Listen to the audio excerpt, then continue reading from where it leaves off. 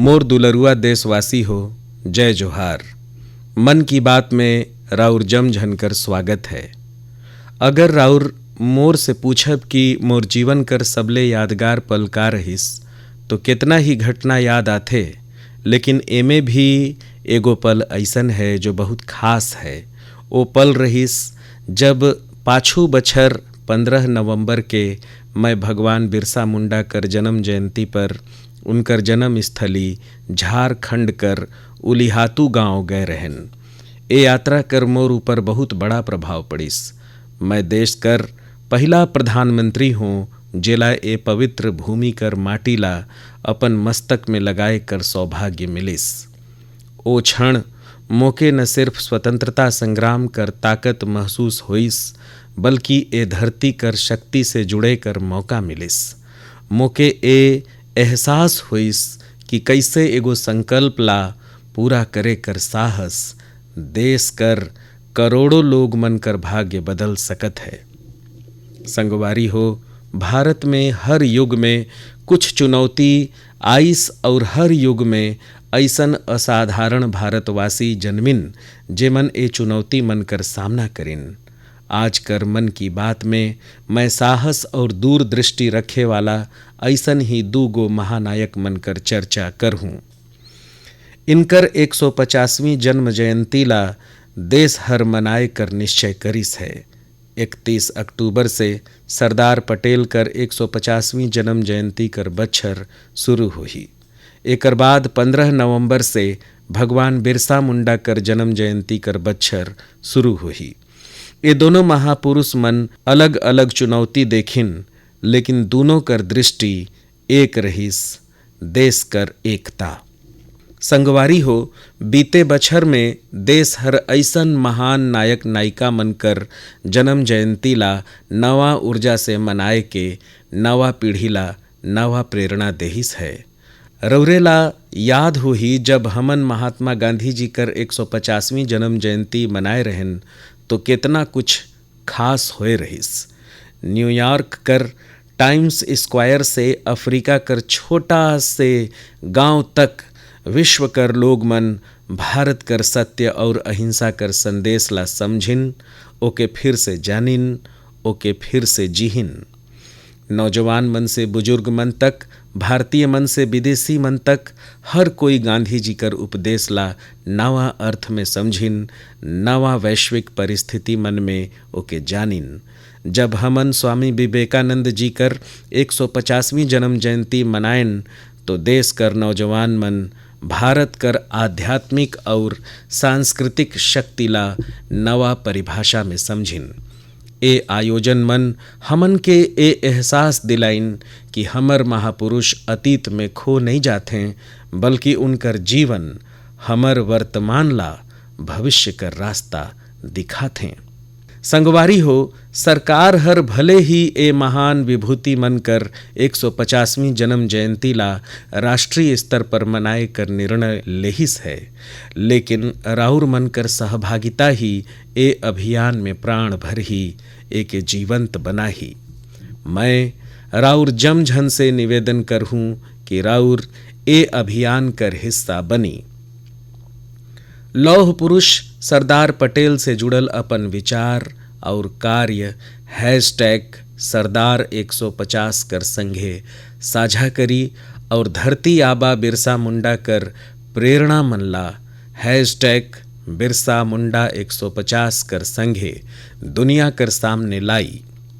आई एक संघे मिल के ए उत्सव ला भारत कर अनेकता में एकता कर उत्सव बनाई, एके विरासत से विकास कर उत्सव बनाई। मोर दुलरुआ देशवासी मन, राउर मन ला ओ दिन जरूर याद होही जब छोटा भीम टीवी पर आना शुरू होए रहिस। बच्चा मन तो एके कभी भूल नहीं सकत हैं। कितना उत्साह रहिस छोटा भीम ला लेके। राउर मन ला हैरानी हुई कि आज ढोलकपुर कर ढोल सिर्फ भारत में ही नहीं बल्कि दूसर देश कर बच्चा मन ला भी खूब आकर्षित करत है। यही कस हमर दूसर कार्टून धारावाहिक कृष्णा, हनुमान, मोटू पतलू कर चाहे वाला भी दुनिया में ढेरे चाहें। भारत कर कार्टून चरित्र मन यहाँ कर कार्टून फिल्म अपन तथ्य और सृजनात्मकता कर कारण से दुनिया भर में पसंद करल जात है। राउर मन देखे होब कि स्मार्टफोन से लेके सिनेमा स्क्रीन तक, खेल मन कर कंसोल से लेके आभासी वास्तविकता तक कार्टून हर जगह मौजूद है। कार्टून कर दुनिया में भारत नवा क्रांति करे कर रास्ता पर है। भारत कर कंप्यूटर खेल दुनिया कर भी तेजी से विस्तार होत है। भारतीय कंप्यूटर खेल भी ए दिन मन में दुनिया भर में प्रसिद्ध होवत हैं। कुछ महीना पहले मैं भारत कर बड़खा कंप्यूटर खेलवैया मन कर संगे मुलाकात करे रहन। तब मोके भारतीय खेल मन कर अद्भुत सृजनात्मकता और गुणवत्ता ला जाने कर समझे कर मौका मिले रहिस। वाकई देश में सृजनात्मक ऊर्जा कर एगो लहर चलत है। कार्टून कर दुनिया में मेड इन इंडिया और मेड बाय इंडियंस छाइस है। राउर मन ला ए जान के खुशी होही कि आज भारत कर प्रतिभा विदेशी निर्माण कर भी महत्वपूर्ण हिस्सा बनता है। अजय कर स्पाइडरमैन हो या ट्रांसफॉर्मर्स, ये दोनों फिल्म में हरि नारायण राजीव कर योगदान ला लोग मन खूब सराहीन है। भारत कर कार्टून स्टूडियो डिज्नी और वार्नर ब्रदर्स जैसन दुनिया कर जाना माना निर्माण कंपनी कर संगे काम करत हैं। संगवारी हो, आज हमर युवा मूल भारतीय सामग्री जेमे हमर संस्कृति कर झलक होथे वो तैयार करत हैं। एला दुनिया भर में देखल जात है। कार्टून क्षेत्र आज एगो ऐसन उद्योग कर रूप ले चुकिस है जो दूसर उद्योग मन ला ताकत देहत है। जैसे ए दिन में आभासी पर्यटन बहुत प्रसिद्ध होत है। रौरे आभासी दौरा कर माध्यम से अजंता कर गुफा मन ला भी देख सकत ही, कोणार्क मंदिर कर गलियारा में टहर सकत ही या फिर वाराणसी कर घाट मन कर आनंद ले सकत ही। ए जम आभासी कार्टून भारत कर बनवैया मन तैयार करीना है। आभासी दुनिया कर माध्यम से ये जगह मन ला देखे कर बाद कई लोग वास्तविकता में ये पर्यटन स्थल मन कर दौरा करे चाहत हैं। यानी पर्यटन स्थल कर आभासी दौरा लोग मन कर मन में जिज्ञासा पैदा करे कर माध्यम बन गईसा है। आज ए क्षेत्र में कार्टून बनाए वाला मन कर साथी, कहानी कहे वाला लेखक मन, आवाज देहे वाला मन, संगीतकार, वीडियो गेम बनाए वाला मन, आभासी और संवर्धित वास्तविकता कर विशेषज्ञ, उनकर भी मांग लगातार बढ़त है। एकर से मैं भारत कर युवा मन से कहूँ कि अपन सृजनात्मकता ला विस्तार दें। का पता दुनिया कर अगला सुपरहिट कार्टून राउर कर कंप्यूटर से निकले, अगला वायरल खेल राउर कर बनाल हो सकत है। शैक्षणिक कार्टून में राउर कर नवाचार बड़ा सफलता हासिल कर सकत है। यही 28 अक्टूबर के विश्व एनिमेशन दिवस मनाल जाही। आई हमन भारत ला वैश्विक कार्टून कर शक्ति केंद्र बनाए कर संकल्प ली। मोर दुलरुआ देशवासी मन, स्वामी विवेकानंद हरे एक बार सफलता कर मंत्र देहे रहिन। उनकर मंत्र रहिस, कोई एक विचार ली और ओ विचार ला अपन जिंदगी बनाई, ओला सोची, ओकर सपना देखी और ओके जिए शुरू कर दी। आज आत्मनिर्भर भारत अभियान भी सफलता कर यही मंत्र पर चलत है। ये अभियान हमर सामूहिक चेतना कर हिस्सा बन गईस है। लगातार पग पग पर हमर प्रेरणा बन गईस है। आत्मनिर्भरता हमर नीति ही नहीं, जुनून बन गईस है। बहुत साल नहीं हुईस है, बस 10 बछर पहले कर बात है। तब अगर कोई कहत रहिस कि कोई जटिल प्रौद्योगिकी के भारत में विकसित करना है तो कई मइनसे मन के विश्वास नहीं होवत रहिस, तो कई जन हंसी उड़ात रहिन। लेकिन आज वही मइनसे मन देश कर सफलता के देख के अचंभा में रहते। आत्मनिर्भर होवत भारत हर क्षेत्र में कमाल करत है। रउरे सोची, एगो जमाना में मोबाइल फोन आयात करे वाला भारत आज दुनिया कर सबसे बड़ा उत्पादक बन गईस है। कभी दुनिया में सबसे ज़्यादा रक्षा उपकरण खरीदे वाला भारत आज 85 देश मन के निर्यात करत है। अंतरिक्ष प्रौद्योगिकी में आज भारत चंद्रमा कर दक्षिणी ध्रुव में पहुँचे वाला पहला देश बन गई है। और एक बात तो मोके सबसे बढ़िया लगेल वो ये है कि आत्मनिर्भरता कर ये अभियान अब सिर्फ सरकारी अभियान नहीं है। अब आत्मनिर्भर भारत अभियान एगो जन अभियान बन गई है। हर क्षेत्र में उपलब्धि हासिल करत है।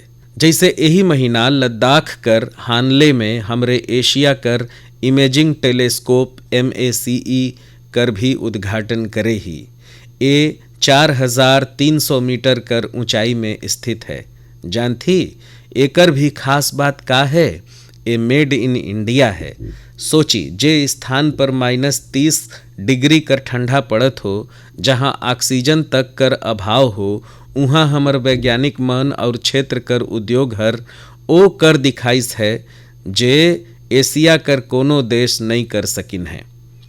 हानले कर टेलीस्कोप भले ही दुनिया कर दुनिया देखत हुई, लेकिन ए हमन ला एगो चीज़ और दिखावत है, और ये चीज़ है आत्मनिर्भर भारत कर सामर्थ्य। संगवारी हो, मैं चाहत हूँ रौरे भी एगो काम जरूर करी। आत्मनिर्भर होवत भारत के बगरा ले बगरा उदाहरण ऐसे प्रयास मन के साझा करी। अपन अपन पड़ोसी में का नवाचार देखें, कौन क्षेत्रीय स्टार्टअप हर राउर के सबसे ज़्यादा आकर्षित करिस। #आत्मनिर्भर इनोवेशन कर साथ सोशल मीडिया में ये जानकारी मन के लिखी और आत्मनिर्भर भारत कर उत्सव मनाई। त्योहार मनकर ए मौसम में तो हमरे जमझन आत्मनिर्भर भारत कर ए अभियान के और मजबूत करत ही। हमरे वोकल फॉर लोकल कर मंत्र कर साथ अपन खरीदारी करत ही। ये नवा भारत है जहां असंभव सिर्फ एगो चुनौती है, जहां मेक इन इंडिया अब मेक फॉर द वर्ल्ड बन गई है, जहां हर नागरिक नवाचारी है, जहां हर चुनौती एगो मौका है। हमन ला न सिर्फ भारत के आत्मनिर्भर बनाना है, बल्कि अपन देश के नवाचार कर वैश्विक पावर हाउस कर रूप में मजबूत भी करना है। मोर दुलरुआ देशवासी हो, मैं रौरे मनला एगो ऑडियो सुनवात हूँ। हेलो सर, नमस्ते सर। नमस्ते सर बोलिए सर। देखिए, ये जो आपने FIR नंबर मुझे सेंड किया है, इस नंबर के खिलाफ 17 कंप्लेंट्स हमारे पास। आप ये नंबर यूज कर रहे हैं? मैंने नहीं यूज करता हूँ सर। अभी कहाँ से बात कर रहे हो? सर कर्नाटका सर, वो घर में हूँ सर। ओके, इसके लिए आप अपनी स्टेट में रिकॉर्ड करवाइए ताकि ये नंबर ब्लॉक कर दिया जाए, फ्यूचर में आपको कोई प्रॉब्लम ना हो। ओके, यस सर। अभी मैं आपको कनेक्ट कर रहा हूँ, ये आपका इन्वेस्टिगेशन ऑफिसर है। आप अपनी स्टेट में रिकॉर्ड करवाइए ताकि ये नंबर ब्लॉक कर दिया जाए। ओके, यस सर, यस सर, यस सर। अभी मुझे बताइएगा मैं किसके साथ बात कर रहा हूँ। अपना आधार कार्ड मुझे शो कीजिएगा वेरीफाई करने के लिए, बताइएगा। सर मेरे पास अभी नहीं है sir Aadhaar card sir, please sir. Phone आपके फोन में है? नहीं सर। फोन में आधार कार्ड की पिक्चर नहीं है आपके पास? नहीं है सर। नंबर याद है आपको? सर नहीं है सर, नंबर भी याद नहीं है सर। हमने सिर्फ वेरीफाई करना है। ओके, वेरीफाई करने के लिए नहीं सर। आप डरिए ना, डरिए ना। अगर आपने कुछ नहीं किया तो आप डरिए ना। हाँ सर, हाँ सर। अगर आपके पास आधार कार्ड है तो मुझे दिखा दीजिए वेरीफाई करने। नहीं सर, नहीं सर, मैं गांव को आया था सर, घर में है सर। ओके, कमिंग। जय हिंद। इस व्यक्ति के वन साइड वीडियो का रिकॉर्ड करो एज पर द प्रोटोकॉल। ओके, ये ऑडियो सिर्फ जानकारी भर नहीं है, ये कोई मनोरंजन वाला ऑडियो नहीं है, एगो गहरा चिंता ला लेके ये ऑडियो आइस है। रोरे मन जो अभी बातचीत सुनेन वो डिजिटल गिरफ्तारी कर ऑडियो है। ये बातचीत एगो पीड़ित और धोखाधड़ी करे वाला कर बीच होइस है। डिजिटल गिरफ्तारी कर फोन करे वाला कभी पुलिस, कभी CBI, कभी नारकोटिक्स, कभी RBI, ऐसन अलग अलग तरह कर नाव से बात करते हैं और बड़ा आत्मविश्वास कर साथ बात करते हैं। मोके मन की बात कर ढेरे चकन सुनवैया मन कहिन कि एकर चर्चा जरूर होना चाहिए। आई मैं रौरे मनला बातात हूँ कि ए धोखाधड़ी करे वाला गैंग मन कौन तरह से काम करते हैं। ए खतरनाक खेल का हवे, रौरे मन ला भी समझना बहुत जरूरी है। दूसर झन मन ला भी समझाना उतने जरूरी है। पहला दांव, राउर मनकर व्यक्तिगत जानकारी ओमन जुटा के रखथें। रौरे पाछू महीना गोवा गए रहेन है ना, राउर बेटी दिल्ली में पढ़ेल है ना, वो सब राउर बारे में इतना सब जानकारी जुटा के रखथें कि रौरे दंग रह जाब। दूसर दांव, भय कर माहौल बनाए दा। वर्दी, सरकारी दफ्तर कर काम, कानूनी धारा उमन रौरेला इतना डरुआए देथे फोन पर बातें बात में कि रौरे सोच भी नहीं पाब। और फिर उनकर तीसर दांव शुरू होल। तीसर दांव, समय कर दबाव। अभी फैसला करना पड़ी, नहीं तो रौरेला गिरफ्तार करना पड़ी। ए मन पीड़ित मन पर इतना दबाव बना देते हैं कि ओ हरे सहम जाते हैं। डिजिटल गिरफ्तारी कर शिकार होए वाला मन में हर वर्ग हर उम्र कर लोग होते हैं। लोग बाग मन डर कर वजह से आपन मेहनत से कमाल लाखों रुपया गवाए दहीन है। कभी भी अगर रौरे मन ला ए तरह के कोनो कॉल आए तो घबराना नहीं है। रौरे ला ए पता होना चाहिए कि कोनो भी जांच एजेंसी फोन पर या वीडियो कॉल करके ए तरह के पूछताछ नहीं करेल। मैं रौरे मन ला डिजिटल सुरक्षा कर 3 गो चरण ला बताए देता हूँ। ये 3 चरण हैं, रुकी, सोची, फिर काम करी। कॉल आते साथ रुकी, झेन घबराई, शांत रही, जल्दीबाजी में कोनो कदम झेन उठाई। कोई ला भी अपन व्यक्तिगत जानकारी मत देई। संभव हो तो स्क्रीनशॉट लेई और रिकॉर्डिंग जरूर करी। एकर बाद आयल दूसर चरण। पहला चरण रहीस कि रुकी, दूसर चरण है सोची। कोई भी सरकारी एजेंसी फोन पर ऐसन धमकी नहीं देहल, नहीं वीडियो कॉल पर पूछताछ करेल, नहीं ऐसे पैसा कर मांग करेल। अगर डर लगे तो समझी कि कुछ गड़बड़ है। और पहला चरण, दूसरा चरण, अब तीसरा चरण। पहला चरण में मैं कहें कि रुको, दूसर चरण में मैं कहें सोचो, और तीसर चरण में मैं कहत हूँ कार्रवाई करी। राष्ट्रीय साइबर हेल्पलाइन 1930 पर डायल करी। cybercrime.gov.in पर रिपोर्ट करी। परिवार और पुलिस ला सूचित करी। सबूत ला सुरक्षित राखी। रुकी, बाद में सोची और फिर कार्रवाई करी। ये 3 चरण आपकर डिजिटल सुरक्षा कर रक्षक बनही। संगी मन, मैं फेन कहत हूँ कि डिजिटल गिरफ्तारी जैसन कोनो व्यवस्था कानून में नहीं हवे। ये हरे सिर्फ फ्रॉड है, फरेब है, झूठ है, बदमाश मनकर गिरोह है। और जेमन ऐसन करत हैं वो समाज कर दुश्मन है। डिजिटल गिरफ्तारी कर नाम पर जो फरेब चलत हवे ओकर से निपटे बर तमाम जांच एजेंसी मन राज्य सरकार मन कर संघे मिल के काम करत हवे। ए एजेंसी मन में तालमेल बनाए बर नेशनल साइबर कोऑर्डिनेशन सेंटर कर स्थापना करल गईस है। एजेंसी मन कर तरफ से ऐसन फ्रॉड करे वाला हजारों वीडियो कॉलिंग आईडी मन ला बंद करल गईस है। लाखों सिम कार्ड, मोबाइल फोन और बैंक अकाउंट ला भी बंद करल गईस हवे। एजेंसी मन अपन काम करत हैं, लेकिन डिजिटल गिरफ्तारी कर नाम पर होए वाला फ्रॉड से बचे बर बहुत जरूरी हवे हर कोई कर जागरूकता, हर नागरिक कर जागरूकता।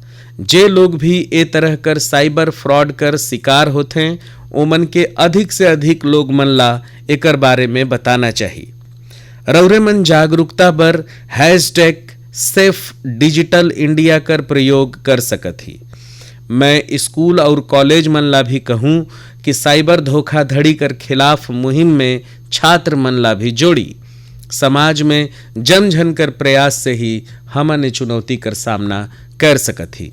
मोर दुलरुआ देशवासी हो, हमन कर ढेरे चकन स्कूली बच्चा मन कैलीग्राफी यानी सुलेख में बड़ा मन लगाते हैं। एकर माध्यम से हमार लिखावट साफ, सुंदर और आकर्षक बनल रहल। आज जम्मू कश्मीर में एकर उपयोग स्थानीय संस्कृति ला लोकप्रिय बनाए बर कराल जात है। यहाँ कर अनंतनाग कर फिरदौसा बशीर जी, उनके कैलीग्राफी में महारत हासिल हवे। एकर जरिए ओ हरे स्थानीय संस्कृति कर कई पहलू मन ला आगू लानत हैं। फिरदौसा जी कर कैलीग्राफी हरे स्थानीय लोग मन ला खास तौर से युवा मन ला अपन तरफ आकर्षित करिस है। ऐसने एगो प्रयास उधमपुर कर गोरीनाथ जी भी करत हैं। एक सदी से भी अधिक पुराना सारंगी के जरिए ओ डोगरा संस्कृति और विरासत मनकर बरन बरन रूप मनला सहेजे में जुटिन है। सारंगी कर धुन कर संघे ओ अपन संस्कृति से जुड़ल पुराना कहानी और ऐतिहासिक घटना मनला मजेदार तरीका से बताथे। देश कर अलग अलग हिस्सा मन में भी रौरे मन के कई ठन ऐसन असाधारण लोग मन भी मिल जाहीं जो सांस्कृतिक विरासत कर संरक्षण करे बर आगे आइन हैं। डी वैकुंठम 50 बछर से चेरियाल फोक आर्ट ला लोकप्रिय बनाए में जुटिन है। तेलंगाना से जुड़ल ए कला ला आगू बढ़ाए कर उनकर ए प्रयास अनोखा है। चेरियाल पेंटिंग ला तैयार करे कर प्रक्रिया बहुत ही हट के है। ए एगो नामावली कर स्वरूप में कहानी मन ला सामने लाथे। एमे हमर ऐतिहासिक और पौराणिक कहानी कर झलक मिलथे।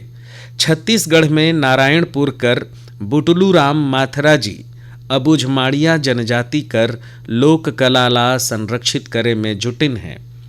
पाछू 4 दशक से वो अपन ए मिशन में लगिन हैं। उनकर ए कला बेटी बचाओ बेटी पढ़ाओ और स्वच्छ भारत जैसन अभियान से लोग मन ला जोड़े में भी बहुत कारगर रहिस है। संगवारी हो, अभी हमन बात करत रहन कैसन कश्मीर कर वादी मन से लेके छत्तीसगढ़ कर जंगल तक हमर कला और संस्कृति नवा नवा रंग बगरावत है। लेकिन ये बात यहीं ख़त्म नहीं होते। हमर ए कला मन कर खुशबू दूर दूर तक बगरावत है। दुनिया कर अलग अलग देश मन में लोग भारतीय कला और संस्कृति से मंत्र मुग्ध होवत हैं। जब मैं रौरे मन के उधमपुर में गूंजत सारंगी कर बात बतावत रहन तब मोला याद आइस कि कैसन हजारों मील दूर रूस कर शहर याकुत्स्क में भी भारतीय कला कर मधुर धुन गूंजत है। कल्पना करी सर्दी कर एकाध दिन -65 डिग्री तापमान, चारों कती बर्फ कर सफ़ेद चादर और उहाँ एगो रंग मंच में दर्शक मंत्रमुग्ध होए के देखत हैं कालिदास कर अभिज्ञान शाकुंतलम। का रौरे मन सोच सकत ही दुनिया कर सबसे ठंडा शहर याकुत्स्क में भारतीय साहित्य कर गर्मजोशी? ये कल्पना नहीं, सच है। हमर सब झन ला गर्व और आनंद से भर देहे वाला सच है। संगवारी हो, कुछ हफ्ता पहले मैं लॉस भी गए रहन। वो नवरात्रि कर समय रहिस और वहाँ मैं कुछ अद्भुत देखेन। स्थानीय कलाकार फलक फलम प्रस्तुत करत रहिन। लॉस कर रामायण, उनकर आँखी में वही भक्ति, उनकर स्वर में वही समर्पण जो रामायण कर प्रति हमर मन में है। यही तरह कुवैत में श्री अब्दुल्ला अल बारून हर रामायण और महाभारत कर अरबी भाषा में अनुवाद करिन है। उनकर ए प्रयास अरब जगत में भारतीय साहित्य कर नवा समझ विकसित करत है। पेरू से एगो और प्रेरक उदाहरण है एरलिंदा गार्सिया। उहाँ कर युवा मन ला भरतनाट्यम सिखावत हैं और मारिया बालदेस ओडिसी नृत्य कर प्रशिक्षण देहत हैं। एक कला मन से प्रभावित होके दक्षिण अमेरिका कर कई देश मन में भारतीय शास्त्रीय नृत्य कर धूम मचिस है।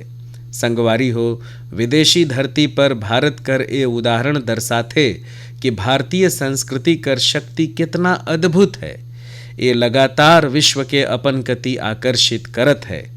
जहाँ जहाँ कला है उहाँ उहाँ भारत है, जहाँ जहाँ संस्कृति है उहाँ उहाँ भारत है।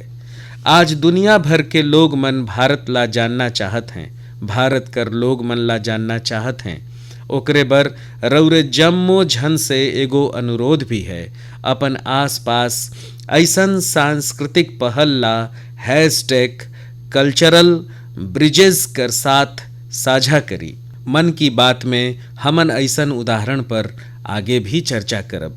मोर दुलरुआ देशवासी हो, देश कर बड़ा हिस्सा में जाड़ा कर मौसम शुरू हो गई है, लेकिन स्वास्थ्य कर जुनून, फिट इंडिया कर लगन एला कोई भी मौसम में फर्क नहीं पड़े। जेके फिट रहे कर आदत होते वो सर्दी गर्मी बरसात कुछ भी नहीं देखेल। मोला खुशी है कि भारत में अब लोग मन स्वास्थ्य ला लेके ज्यादा जागरूक होत हैं। रौरे भी देखत हो कि अपन आस पास कर बाग बगीचा में लोग मन कर संख्या बढ़त जात है। बाग बगीचा में टहलत बुजुर्ग मन, नौजवान मन और योग करत परिवार मन ला देख के मोला बहुत अच्छा लगथे।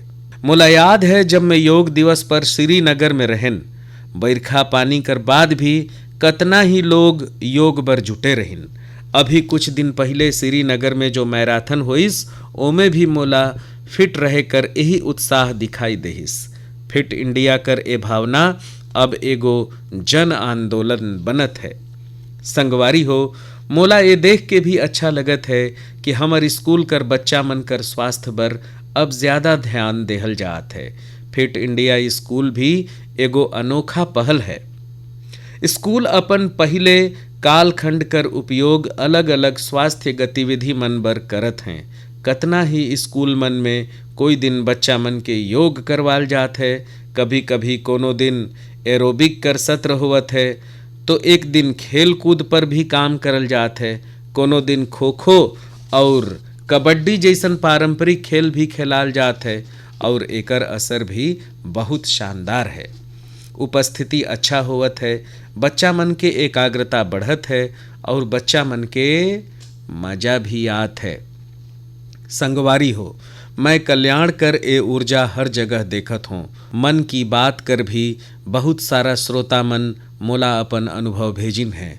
कुछ लोग तो बहुत ही रोचक प्रयोग करिन हैं।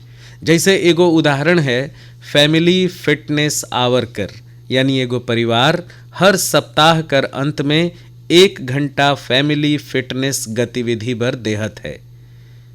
एगो और उदाहरण है स्वदेशी खेल पुनरुद्धार कर है, यानी कुछ परिवार अपन बच्चा मन के पारंपरिक खेल सिखावत हैं, खेलवात हैं। रौरे भी अपन फिटनेस दिनचर्या कर अनुभव ला #फिट इंडिया कर नाम से सोशल मीडिया पर ज़रूर साझा करी। मैं देश कर लोग मन ला एगो ज़रूरी जानकारी भी देना चाहत हूँ। ए बार 31 अक्टूबर के सरदार पटेल जी कर जयंती दिन ही दीपावली कर पर्व भी है। हमरे हर साल 31 अक्टूबर के राष्ट्रीय एकता दिवस पर रन फॉर यूनिटी कर आयोजन करथी। दीपावली कर वजह से ए बार 29 अक्टूबर यानी मंगलवार के रन फॉर यूनिटी कर आयोजन करल जाही। मोर आग्रह है ज़्यादा से ज़्यादा संख्या में एमे हिस्सा लेई। देश कर एकता के मंत्र कर साथ ही फिटनेस कर मंत्र ला भी हर तरफ बगराई। मोर दुलरुआ देशवासी हो, मन की बात में ये बार इतना ही। रौरे अपन फीडबैक ज़रूर भेजत रही। ये तिहार मन कर समय है। मन की बात कर श्रोता मन ला धनतेरस, दिवाली, छठ पूजा, गुरु नानक जयंती और जम्मो तिहार मन कर बहुत बहुत शुभकामना। रौरे सब्बों झन पूरा उत्साह कर संघे तिहार मनाई। वोकल फॉर लोकल कर मंत्र ला याद रखी। कोशिश करी कि तिहार कर समय रौरे कर घर में स्थानीय दुकानदार मन से खरीदल सामान ला ज़रूर लाई। एक बार फिर रौरे जम झन के आए वाला तिहार मन कर बहुत बहुत बधाई। धन्यवाद।